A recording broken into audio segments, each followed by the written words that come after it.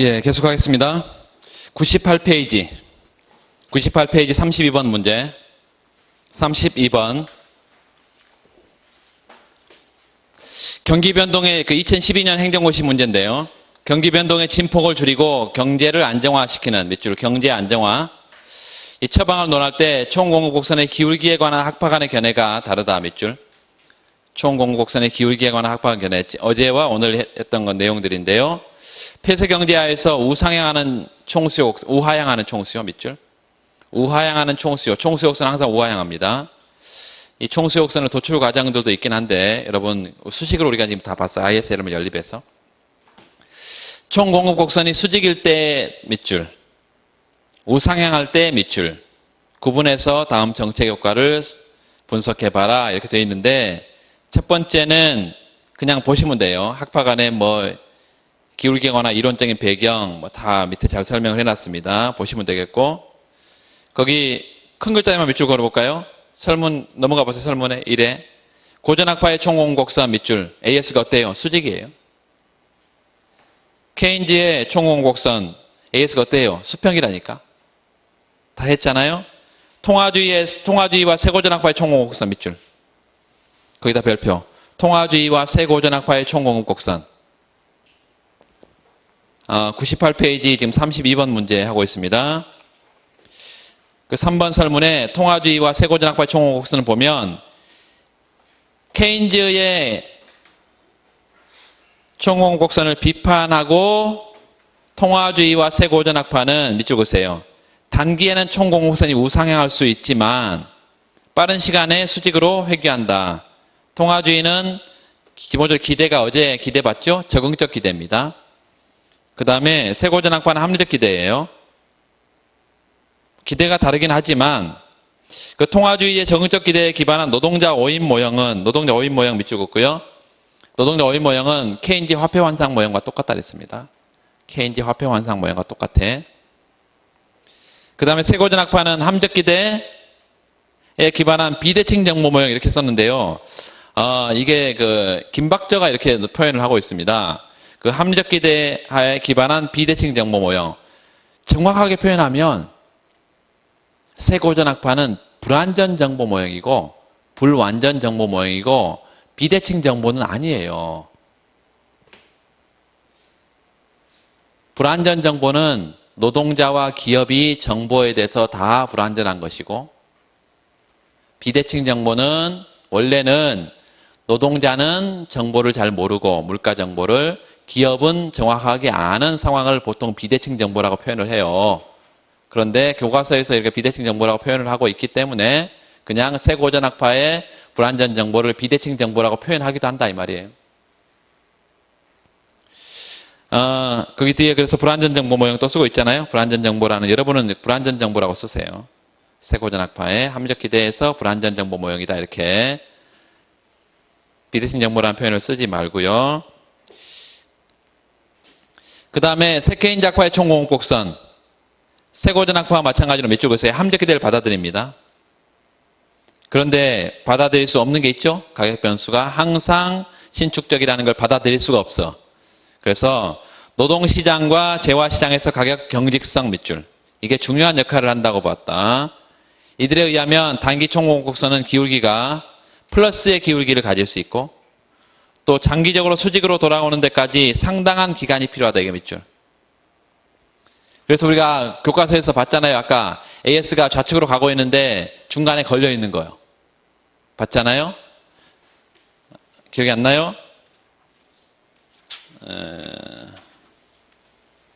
거기가 페이지 교과서 363페이지 써놔요. 교과서 페이지 363페이지입니다. 그거 갈 필요는 없고 거기다 써놔요. 페이지 363페이지에 장기의 수직으로 돌아오는데 상당한 기간이 필요하다. 그래서 세고전학파와 세케인즈 학파의 정책 효과를 비교한 그래프가 있어요. 자, 이들은 노동시장과 가격시장 뭐야? 그래서 가격시장 이상하죠. 생산물시장입니다.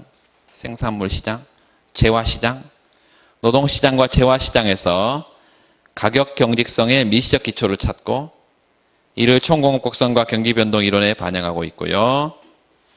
그걸 임금 계약 모형은 방금 봤는데 임금 계약 모형은 새 케인 작파의 것입니다. 새 케인 작파 임금 계약 모형.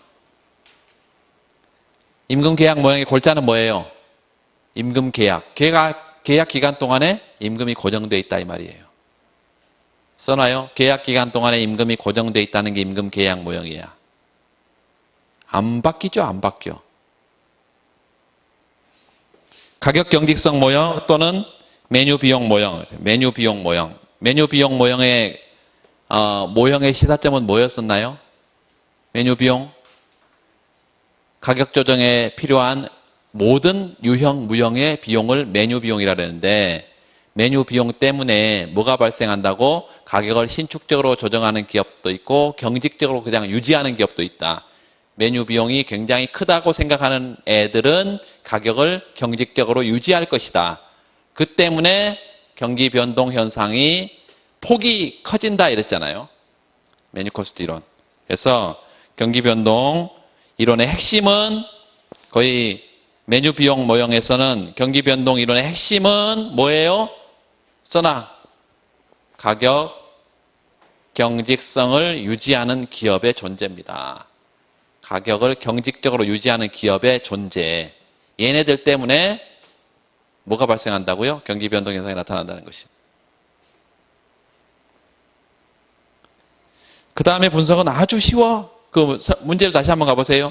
확장 재정 정책을 펼 때 효과 비교해라. 확장 금융 정책을 펼 때 효과 비교해라. 누가 못해 이거? 언제? 문제 설문에 줬죠. AS가 수직일 때, AS가 우상향할 때. 우리 다 지금 했잖아요. 그래프만 확인하겠습니다. 자, 총수요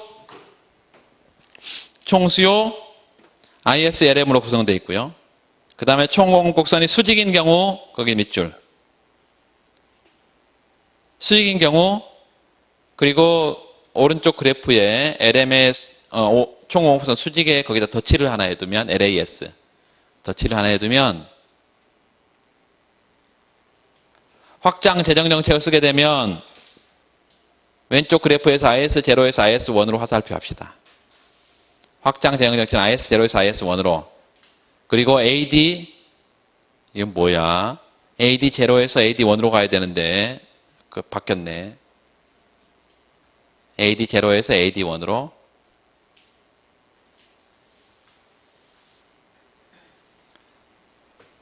그리고 물가를 P0에서 P1으로 화살표하고, 물가가 상승하면서 실질 통화량이 감소하니까 LM이 LM0에서 LM1으로 갔다. 결과적으로 수직의 총공급 곡선은 확장 재정정책 효과가 없다.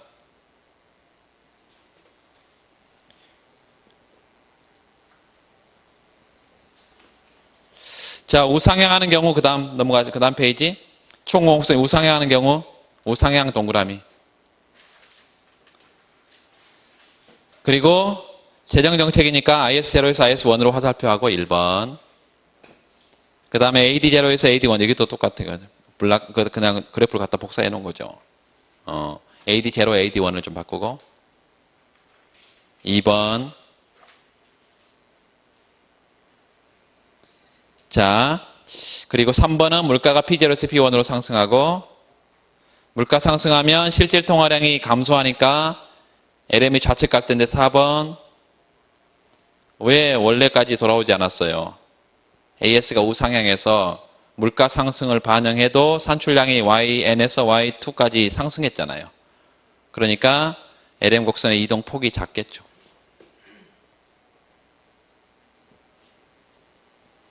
전혀 어려운 게 없겠습니다. 그 다음에 총 공급 곡선이 수직인 경우, 우상향한 경우 똑같이 이제 뭐가 움직여야 돼? 거기 100페이지 우측단에 보면 확장 통화정책이죠? 그러니까 LM0가 LM1으로 화살표하고 1번이죠. 그게. LM0가 LM1으로 가냐? 화살표 1번. 그리고 AD0가 AD1, 여기 또 마찬가지 좀 바꿔주세요. AD0가 AD1으로 우측 가는 거 2번. 물가 상승 3번. 실질 통화량 감소 LM0가 LM1으로 갔다가 LM1에서 LM0로 다시 가는 거. 그래서 확장 통화정책 효과 수직이면 없다. 그 다음에 그럼 마지막에 우상향하는 경우 확장 통화정치를 썼더니 LM0에서 LM1으로 화살표 하세요. 이자율이 R0에서 R1으로 화살표. 이자율이 하락하면서 그 옆에다 써놔. 이자율 하락, 투자 증가, 이자율 하락, 투자 증가, 총수요 증가. 거기 AD0에서 AD1으로 화살표, 우측. 우측 갑니다. AD0, AD1으로 화살표, 우측. 그리고 물가 상승. 그리고 실질 통화량 감소. LM 좌측인데 우측 그래프의 C점에 C점에 점을 한번 찍어봐요. 물가 상승에도 불구하고 산출량이 늘었잖아요. 그러니까 LM의 이동폭이 작아야 되지. 최초 A점까지 돌아오면 안 되겠죠? 돌아오다가 걸려있다 이것이. 이거는 너무나 쉬운 거죠. 자, 넘어가겠습니다. 자, 33번 문제. 거기도 이제 굉장히 포괄적인 문제입니다. 굉장히 포괄적인 문제인데, 일단 거시경제 현상은 2006년도에 대한 문제가 나오고 있어요. 거시경제 현상을 바라보는 시각은 고전학파와 케인즈학파로 나눌 수 있다. 키워드에 뭐가 키워드예요? 고전학파, 케인즈학파가 키워드잖아. 그러나 기존의 ISLM의 분석들은 밑줄. 기존의 ISLM 분석들은 특정적이라는 비판을 받고 있다. 기존의 ISLM은 뭘까요? 전통적인 ISLM입니다. 전통적인 ISLM은 또 뭘까요? 기대가 첨가되지 않은 ISLM이에요. 이거를 정운찬 선생님 책에서는 거시경제 직관에 기초한 모형이다. 거시경제 직관에 기초한 모형이다.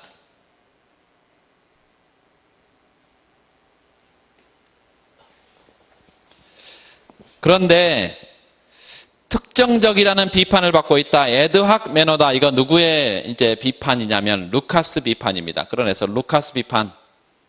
루카스가 전통적인 케인즈 학파는 왜 잘못됐다고 비판했나요? 뭐가 잘못됐는데요? 써요. 루카스 비판, 루카스 크리틱. 루카스 비판은 전통적인 케인즈의 방법론에 대한 비판입니다. 첫 번째, 케인즈 방법론에 대한 비판. 소비함수의 개수, 투자함수의 개수, 값을 고정된 값으로 취급하고 있다. 소비함수와 투자함수의 개수, 한계 소비 성향이라든가 투자의 가속도 개수라든가 이런 것들을 고정된 걸로 보고 있다. 그거를 임의적 방법론이다. 에드학 매너다. 에드학 매너가 영어로 뭐라고요? 우리말로 임의적 방법론. 그럼 왜 그게 잘못된 거냐? 정부가 정책을 썼을 때 민간이 합리적이라고 한다면 이 개수값이 다 변화한다는 거예요. 한계 소비 성향이나 투자의 가속도 개수라든가 이런 게 변하는데 실제는 변하는데 변하지 않는 걸로 취급하고 있으니까 잘못됐다 이거예요. 그걸 한마디로 말하면 아까 방법론적인 오류인데 뭘 도입하지 않는 방법론적 오류인 거예요? 합리적 기대를 도입하지 않은 것이. 합리적 기대를 도입하지 않은 전통적인 방법론에 대한 오류, 비판, 이게 루카스 크리틱. 루카스 비판이다.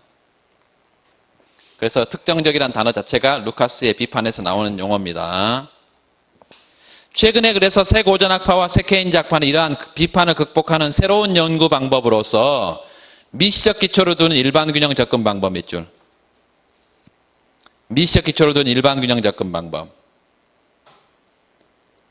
이게 실질 총수요 총공급 모형입니다. 실질 총수요 총공급 모형이야. 소위 말하는 RBC 모형입니다.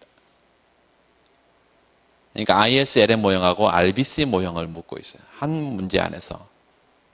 오늘 우리가 모의고사에서 뭐 봤어요? ISLM과 리카도 대등정리를 한꺼번에 묻는 것처럼 여기도 이 문제도 뭘 묻고 있다고? ISLM하고 그 다음에 일반 균형 RBC 모형을 같이 묻고 있어요.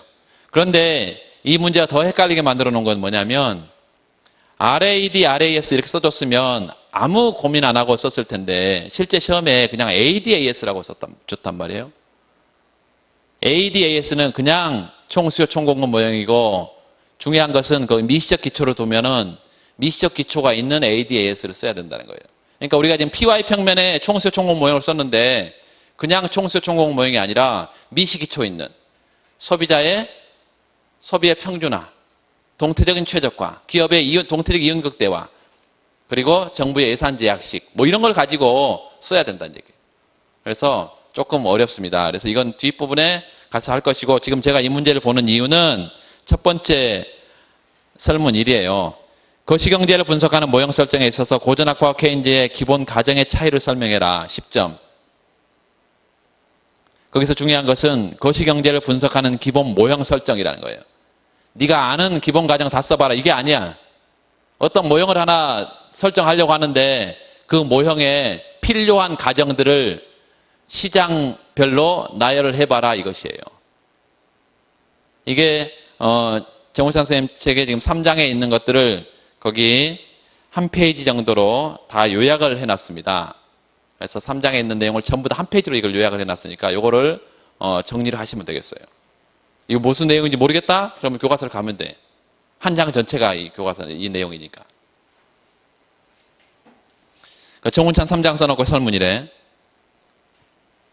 고전학파의 가정에 큰 글자에만 몇 줄 그어놓읍시다. 균형 국민소득 결정 이퀄 여기다 땡땡하고 y 이퀄 yn 되어 있는데요.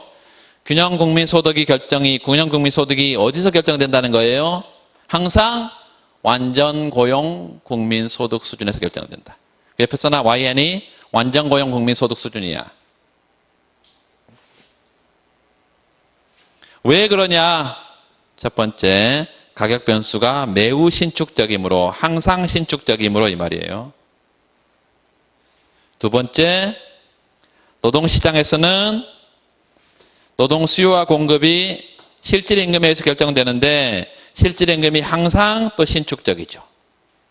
그래서 실업이라는 것은 계속 있을 수 없고 곧 사라진다 이렇게 되어 있는데요. 노동시장은 항상 완전 고용이 달성되고 또 하나 그 뒤에 세이의 법칙이 나와 있죠. 총 수요와 총 공급이 항상 일치하게 되는데 뭐 때문에 일치해요? 공급이 수요를 창출하니까. 균형 국민소득은 완전 고용 수준에서 결정된다. 두 번째, 물가의 결정 이론은 화폐 수량설이다. 그래서 화폐 수량설에서 V가 일정하다 그랬어요. 경제적 전체의 지불 습관이 일정하니까. 그 다음에 Y가 일정하다 그랬어요. 왜? 완전 고용 수준이니까. 따라서 두 개가 일정하면 통화량의 변화는 어디로 가겠어요? 다 물가로 가요. 그래서 통화량 증가가 물가 상승을, 통화량 감소가 물가 하락을. 그래서 물가 상승이 인플레이션이잖아요. 인플레이션의 원인은 어디에 있다? 화폐 부문에 있다. 라는 게 화폐 수량설이다. 화폐 수량설 한마디로 말하면 뭐라고요? 물가의 변화의 원인이 어디에 있다? 화폐 부문에 있다. 이게 화폐 수량설이다. 화폐 수량설은 계속 나오게 될 거고요. 나중에 화폐 시장에서 별도로 또 나오죠. 그런데 화폐 수량설은 굉장히 중요한 이론입니다. 첫 번째는요, 고전학파의 물가 이론이기도 하고요. 두 번째, 고전학파의 무슨 이론? 화폐 수요 이론. 화폐 수요가 뭐에 의해서만 결정된다? M 이퀄 KP와 M 이퀄 V분의 1 PY니까 명목 소득에 의해서만 결정된다. 거래적 화폐 수요가 있고 투자적 화폐 수요는 없다. 또 총수요 이론이기도 합니다. 총수요 이론이기도 해. 고전학파의 총수요 이론. 이 세 가지는 반드시 기억해야 됩니다. 고전학파의 총수요 이론이기도 하다. 다시 한번 확인해 보면요. MV 이퀄 PY는 첫 번째는 물가 이론인데 왜 물가 이론이냐? 얘와 얘가 변화가 없으니까 통화량 팽창이 물가 상승의 원인이다. 이게 물가 이론이라는 것이고요. 첫 번째 물가 이론. 두 번째, 물가 결정 이론이다. 두 번째는 화폐 수요 이론이다.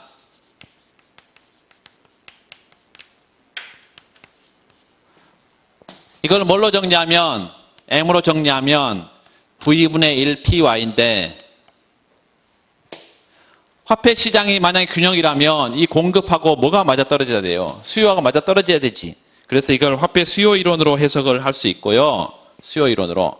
화폐 수요가 요 명목 국민소득의 이 거래 목적의 화폐 수요만 있고 투기 목적의 화폐 수요가 전혀 없어서 화폐 수량서를 가정한다는 것은 화폐 수요에서 거래 목적의 화폐 수요만, 거래적 화폐 수요만 존재하고 이것만 존재하고 투기적 화폐 수요는 전혀 없다라는 것이 화폐 수량설이다. H가 제로라는 게 어디서 나온다? 여기서 나온다. 원래 우리가 ISLM을 봤을 때 LM은 어떻게 생겼어요? 케인즈의 이론이라면 이렇게 썼을 거야. 케인즈의 이론이라면 이렇게 썼겠죠? 그렇죠? 그런데 지금 고전학파는 화폐 수량설에서 뭐가 없어요? 얘가 없어요. 이게 똑같이 생겼나요? 똑같지 않아요? 똑같잖아, 지금. 요거 P를 우측으로 보내면 요 K, PY. 똑같잖아요. K는 V분의 1이니까 V분의 1 PY. 똑같은 거죠, 얘가 지금. 그래서 두 번째, 화폐 수요 이론이다. 화폐 수요 이론이다. 세 번째는 총수요 이론이다. 총수요. 고전학파의 총수요 이론이다. 총수요라는 것은 여기 뭘로 정리하면 이제 요 MV 이퀄 PY에서 Y로 정리하면요. Y로 정리하면 Y 이퀄 P분의 MV가 되고요. MV. 이게 화폐 수요다. 저기 총수요다 그러면 Y 디맨드 총수요. 총수요가 물가와 역의 관계에 있다. 직각 쌍곡선의 형태로 물가와 역의 관계에 있다. 그러려면 뭐가 주어져 있어야 돼? 이게 주어져 있어야 되지. 통화량이 주어져 있고 화폐 유통 속도가 일정하다는 전제하에서 통화량이 일정하고 화폐 유통 속도가 일정하다면 물가와 총수요는 역의 관계가 있어서 PY 평면의 총수요 곡선은 어떻게 생겼어요? 총수요 곡선은 PY 평면에 우하향하는 형태로 나오겠죠.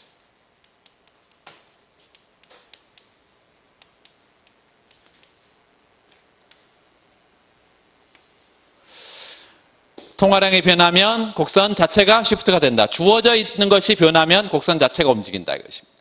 요 PY 평면이니까 P하고 Y가 변하면 곡선 상해 이동이지만 요 주어져 있다고 생각하는 것이 변하면 곡선 자체가 움직인다. 세 가지 이론이 화폐 수량설이다 이것이에요. 화폐 수량설을 듣기만 하고 그건 뭔데? 이렇게 물으면 MV 이퀄 PY인데 그렇게만 쓰는 사람 이게 요걸 모르면 아무 의미 없는 얘기예요. 자, 그다음에 이자율 결정 이론은 대부자금설. 고전학파 이자율 결정 이론은 실물적 이자율 결정 이론이었어요. 왜 실물적 이자율 결정 이론이라고? 생산물 시장으로부터 도출됐다고. 대부자금의 수요 공급 곡선이. 그래서 거기 대부자금의 공급인 저축과 투자는 대부자금의 수요죠. 이자율의 함수고 그래서 이자율이 대부자금의 수요 공급이 맞아떨어진 상태에서 결정된다는 게 대부자금설이고요. 케인작파의 가장 중요한 것은 균형국민소득 결정에서 총수요와 총공급이 함께 만나서 결정한다. 공급이 수요를 창출하는 게 아니라 오히려 수요가 공급을 창출한다. 그래서 케인즈 법칙, 거기 유효수요 이론 나오나요? 보이죠? 세 번째 줄에 유효수요 이론. 총수요가 뭘 결정을 해? 공급을 결정해. 물가 수준의 결정은 물가는 완전고용 수준을 뭐가 넘어서면 총수요가 넘어서면 인플레이션 갭 때문에 발생합니다. 인플레이션 갭 때문에 거기 2자율 결정 이론의 땡땡하고요. 2자율 결정 이론 거기 밑에 있네. 유동성 선호설입니다. 유동성 선호설. 요 2자율은 화폐 부문에서 결정된다는 것이고 나머지는 지금까지 계속했기 때문에 그냥 보시면 되겠습니다. 그 다음에 거기 확대재정 정책이 2번 설문 확대재정 정책이 소득, 물가, 이자율, 고용에 미치는 효과를 ISLM 모형 밑줄 ISLM 모형 그 다음에 일반 균형 모형 양자를 분석하고 차이를 비교해봐라 이러는데 어디까지 우리가 일반 균형 분석을 같이 분석하기에는 좀 부담스럽기 때문에 ISLM 모형에서는 우리 이미 다 했잖아요. IS 정보식을 늘리면 IS 우측 가고 뭐 AD 우측 가고 계속 지금 한 게 그거잖아. 그래서 그 부분은 나중에 일반 균형 모형을 하고 나머지 부분은 하도록 하겠습니다. 공부가 많이 되신 분은 뒤에도 읽어보시고요. 자, 그 다음에 20분 한 문제 더 보겠습니다. 107페이지 34번 문제 107페이지 34번 문제 이것도 굉장히 중요한데요. 전통적인 ISLM과 ADAS 모형을 이용해서 다음 질문에 답해라. 이것도 행시 2008년에 재경 문제인데 최근에 발생한 원유 등 원자재 가격 상승 밑줄 보세요. 원유 등 원자재 가격 상승, 원자재 가격 상승 이거는 다 생산 비용을 상승시킵니다. 여러분 에너지 가격이 비싸. 그러면 물건 만드는데 비용이 많이 들겠죠. 석유가 비싸졌어. 그러면 석유를 가지고 물건 만들어야 하는 이 석유 제품들은 전부 다 비싸게 나올 거 아니에요? 왜? 생산비가 비싸지니까.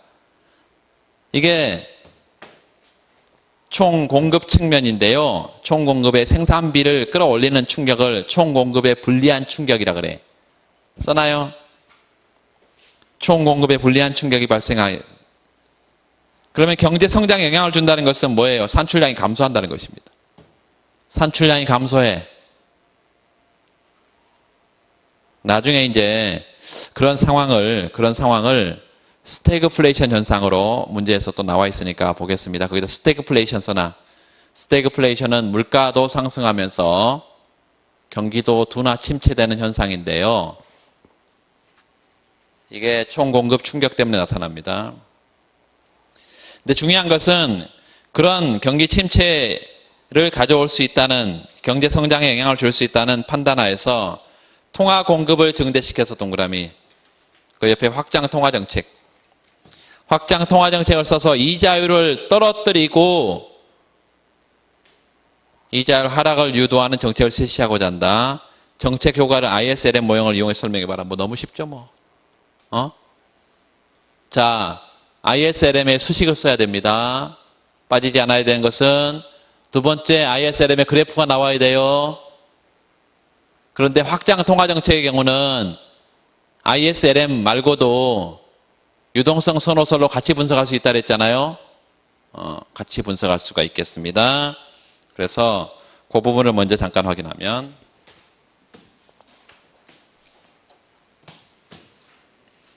첫 번째 설문 1은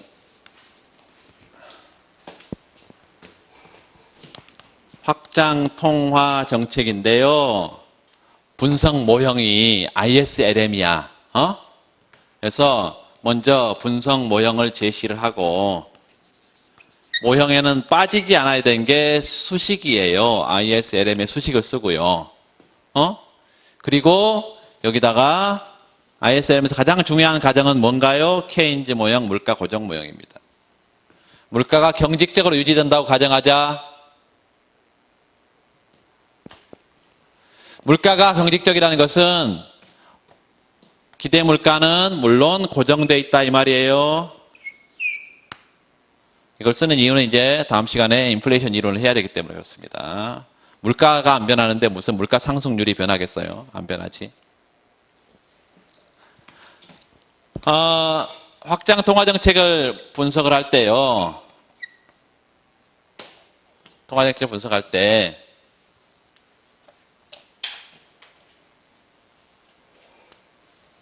그냥 ISLM만 해도 되고,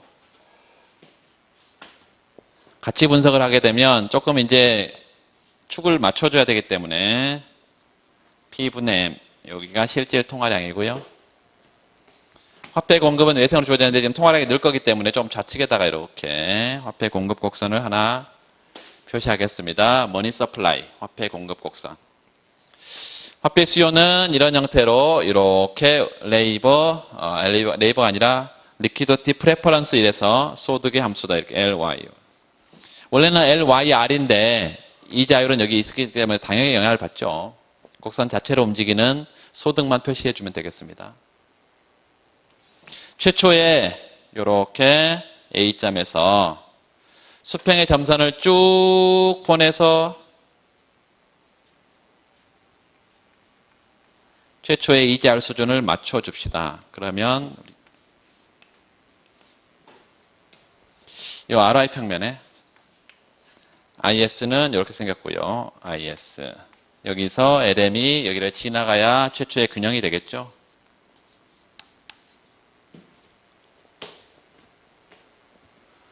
소득 수준은 Y0 소득 수준에서 결정이 되고 있고 이렇게.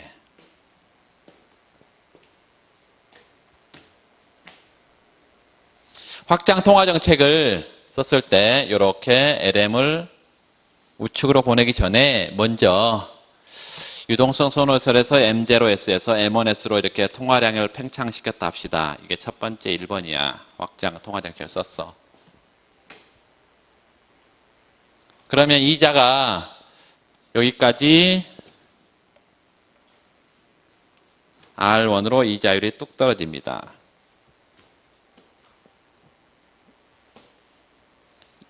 소득은 변하고 있어, 안 변하고 있어요? 안 변해. 단기적으로 변하지 않아. 그래서 이자율 변화 부분만 우리가 표시를 해주기 위해서 쭉 수평의 점선을 쭉 보내서 이렇게 요 점 소득이 안 변하고 이자율만 뚝 떨어지는 점을 한 점 잡아. 거기를 지나도록 LM 곡선을 이동시키면 되겠습니다. 이렇게.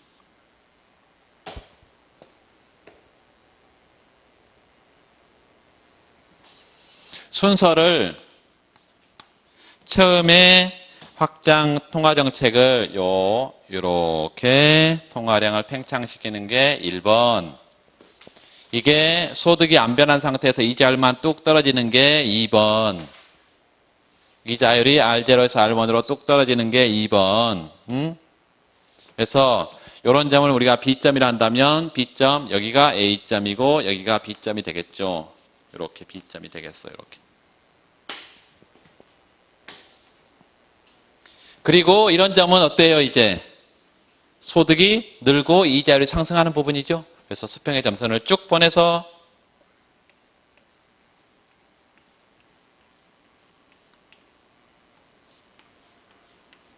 Y1으로 소득이 늘고 여기 C점이야. 이렇게.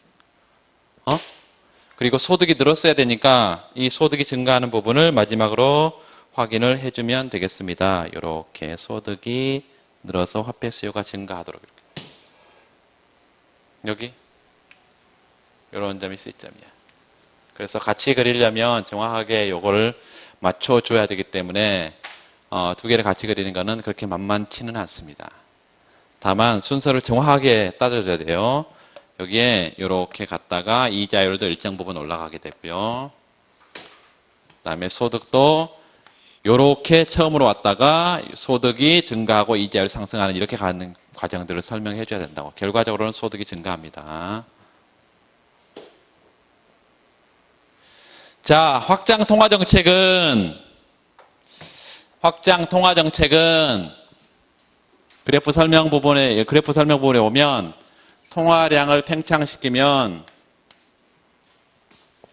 이자율이 뚝 떨어지고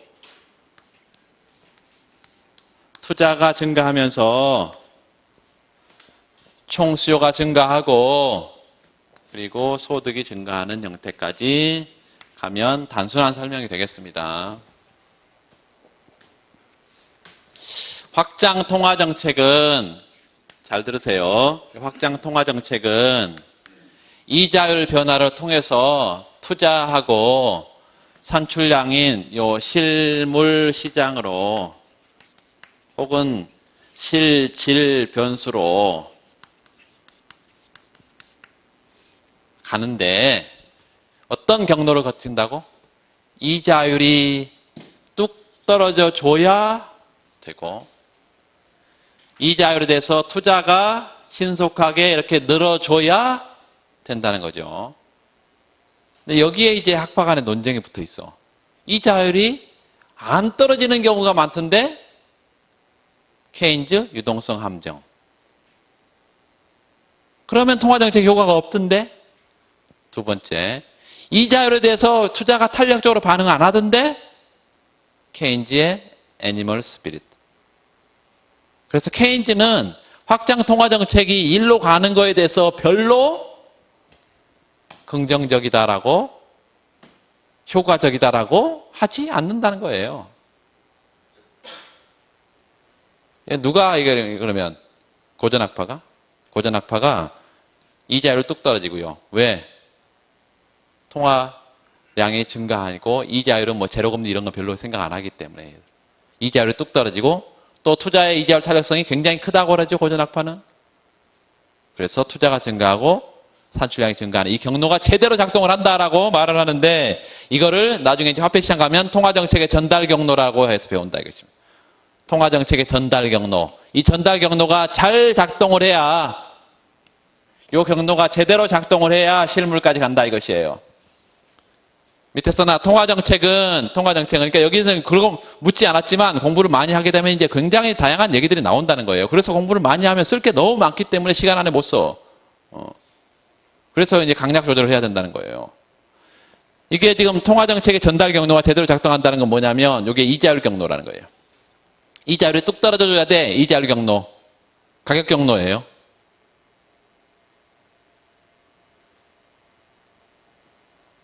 두 번째는 통화정책은 내부 시차가 긴가요? 외부 시차가 긴가요? 통화정책을 결정할 때 통화량을 늘리자 혹은 금리를 낮추자 이런 결정을 하기가 어려워요? 아니면 결정을 한 다음에 요 이자율 변하고 투자가 변하고 산출량이 변하는 이게 어려워요? 이 외부 시차가 굉장히 길고 가변적입니다. 통화정책은 이 외부 시차가 굉장히 길고 가변적이야. 한국은행이 금통위원들 만나가지고 그냥 몇 퍼센트 정하자. 이건 쉬워요. 그런데 이게 실제 그렇게 정한다고 해가지고 은행금리하고 시중은행의 장기 실질금리까지 영향을 줘서 투자까지 변화시키는 이 경로가 굉장히 길고 가변적이야. 따라서 통화정책을 시행할 때는 뭘 중요하게 생각해야 된다고요? 이 외부 시차를 굉장히 중요하게 생각을 해야 된다 이것입니다. 그 외부 시차에 대해서 누가 케인즈하고 고전학파가 논쟁이 붙어 있다 이 말이에요.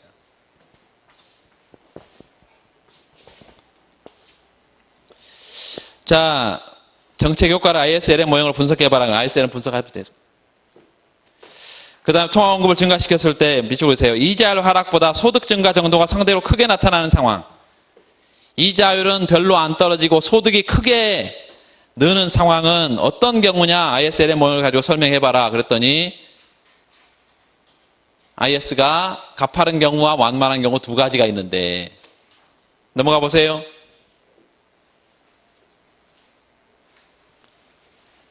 그 109페이지 왼쪽 단에 IS가 가파른 경우 제로, 완만한 경우 원 이렇게 되어 있네요.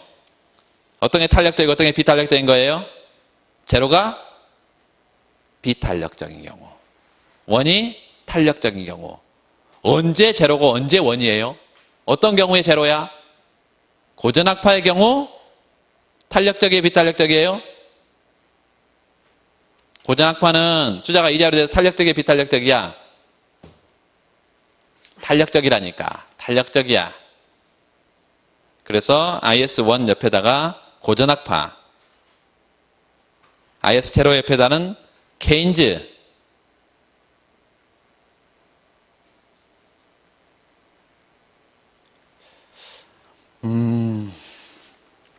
나중에 더 하겠습니다. 자산 효과를 도입하면요. 자산 효과를 도입하면 어디에다가 소비 함수에 자산 효과를 도입하면 이자율이 떨어지면요. 투자가 증가할 뿐만 아니라 뭐도 증가해? 자산 가치가 증가해. 자산의 분모에 할인율이 들어있습니다. 그래서 자산 가치가 증가해. 그럼 소비가 또 증가해. 투자가 증가할 뿐만 아니라 소비가 또 증가해. 그럼 총수요가 또 증가하겠죠? 소득이 더 크게 증가하겠죠? 그러니까 그 IS1 옆에다가 소비함수에다가 자산 효과를 도입하게 되면 IS1처럼 이렇게 탄력적으로 바뀝니다.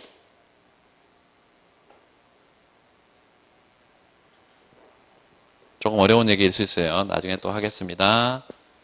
소비함수에다가 뭘 도입하면, 자산 효과를 도입하면 C,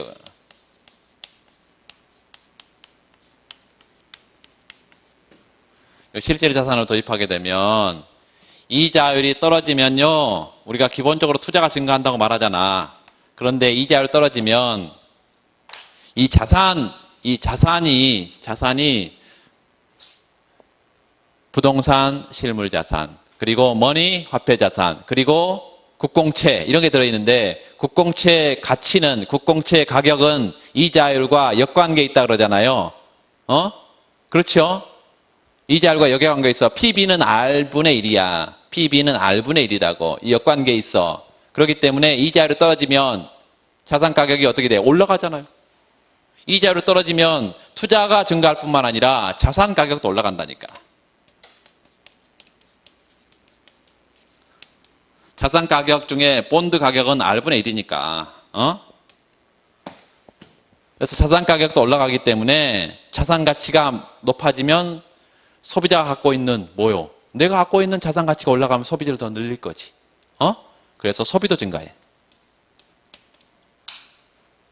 그러면 투자도 증가하고 소비도 증가하기 때문에 총수요가 더 크게 증가하고, 똑같은 이자율 하락이 돼서 소비, 투자가 증가하기 때문에 IS가 훨씬 더 완만하게 됩니다. 그래서 자산 효과를 도입한 경우 IS가 완만하다. 이것도 좀 기억하시고, 그러한 경우에 어때요? 거기 LM0에서 LM5를 화살표해봐. 확장 통화 정책을 쓰게 되면, 이자율은 IS1인 경우에 이자율은 훨씬 더 적게 떨어지고요. 산출량은 훨씬 더 크게 늘잖아. 그렇죠? 그래서 그런 상황은 어떤 상황이냐? IS가 완만한 상황이다 라고 해주고, 어떤 경우야 그런데 고전학파의 생각이 들어가면 그렇다. 자산 효과를 도입하면 그렇다. 뭐 이런 것들을 써주면 되겠습니다. 자, 그 다음에 3번 설문은 ISLM 모형의 한계점은 비추고세요. 물가 상승을 고려하지 않는다는 점이다. 물가 상승을 고려하지 않게 되면 뭐가 문제야? 총수요, 총공급 모형으로 확장을 했을 때 물가 상승을 추가로 분석할 수 있으니까 ISLM보다 ADS가 훨씬 더 좋은 모형이다 이 말이에요. 물가 변화를 고려할 수 있으니까. 그래서 확장하는 경우 정체 효과가 밑줄 보세요. 소득 증가보다 물가 상승으로만 나타날 수 있고, AS가 가파른 경우가 그렇겠죠? 그렇지 않을 수도 있다 이 말은 뭐란 말이에요? 소득 증가보다는 물가 상승으로만 위에는 그랬으니까, 반대로 소득 증가만으로 물가 상승보다는 이렇게 이렇겠죠? 그래서 AS의 기울기에 관한 문제입니다. AS의 기울기에 관한 문제다. AS의 기울기가 가파르냐 완만하냐에 따라서 똑같은 확장 통화 정책이 AD를 우측 이동시켰을 때 계속 봤죠? 아까 수직인 경우, 수평인 경우, 우상향인 경우 다 봤잖아. 그러니까 그런 걸 약간만 다르게 표현했을 뿐인 거예요. 그러니까 계속 반복이 돼. 기출 문제들을 보면. 그러니까 문제를 해석하는 게, 해독하는 게 얼마나 중요한지 여러분 아시게 될 거예요. 이렇게 문제들을 많이 풀어볼 필요가 있죠. 그래서. 그렇다고 해서 이게 뭐에 관한 문제다라고 파악하는 게 첫 번째고, 뭐에 관한 문제다고 파악하는 것은 첫 번째인데 그걸 얼마나 잘 쓰느냐는 또 별거의 문제인 거죠. 그래서 전형적인 문제들을 여러분이 많이 써봐야 할 필요가 있고, 그 뒤에 넘어가 보세요. 109페이지 우측단의 그래프를 보면 AS0가 있고 AS1이 있는데요. 하나는 가파르고 하나는 완만해. AD0에서 AD1으로 화살표하고 확장 통화 정책 써놔. AD0에서 AD1으로 확장 통화 정책을 썼을 때 물가 상승으로만 가고 산출량 변화폭은 작은 거는 뭐예요? 1점이죠, 1점. AS가 가파른 경우. 자, 0점을 중심으로 Y0 0점을 연결해서 수직의 AS를 하나 만들어 놓고, 그 다음에 0점을 중심으로 수평의 AS를 하나 만들어 놔서 똑같이 총 수요가 늘었을 때, AD1으로 늘었을 때 만나는 점을 한번 찍어봐. 그러면 수직의 AS에서는 물가만 상승하고요. 수평의 AS는 산출량만 증가하죠.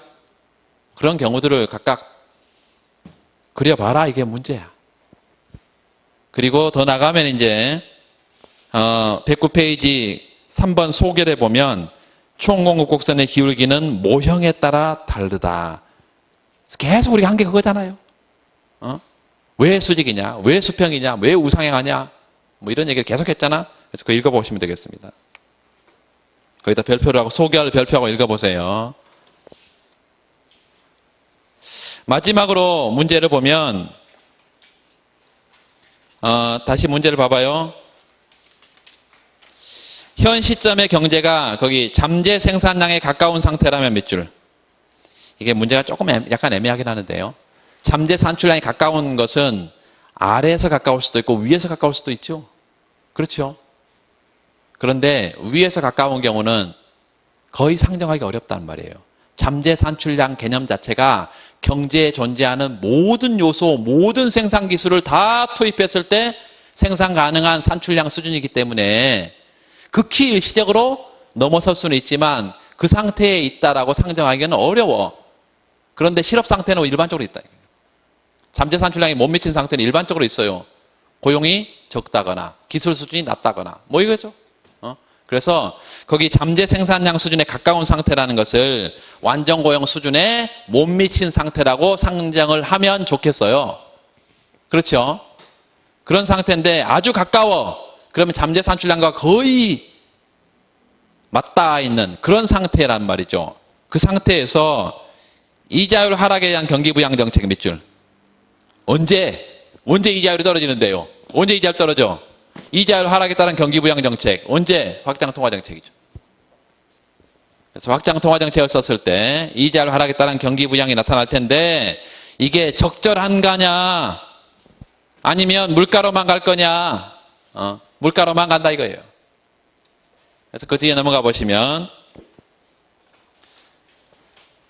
그 총공급 곡선 형태가 우리는 수평이냐 수직이냐 우상향하냐 그랬는데 이 세 가지를 다 합쳐놓은 거를 거기 위에 뭐라고 했어요? 신고전파 종합이라고 그런다. 신고전파 종합은 사무엘슨의 주장인데요. 고전학파가 자기만 옳다. 수직이다 AS는. 케인즈가 아니야 수평이야. 그리고 세고전 세케인즈는 우상향한다. 이런 것들을 다 합쳐놓은 거야.